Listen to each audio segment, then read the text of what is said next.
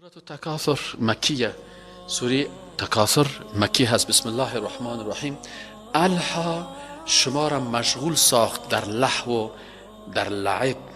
چی مشغولتان ساخته؟ گپ های لهو، التکاثر و حرص و زیادت مال طلبی.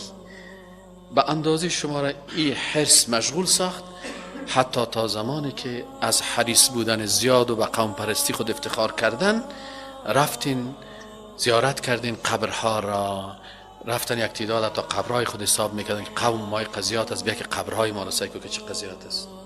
یا الله متعال میگه که شما آنقدر در این مشغول شدین تا زمانی که خودتان مردین و در قبر رفتین باز وقت فهمیدین که ما در چی کارا مشغول بودیم.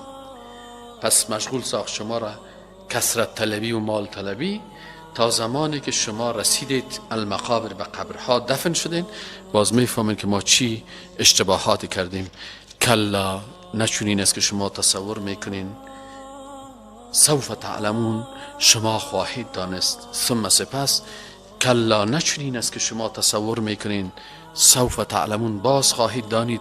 کلا نچونین است که شما تصور میکنین که زندگی همی قسم عادی هست و تیر میشه.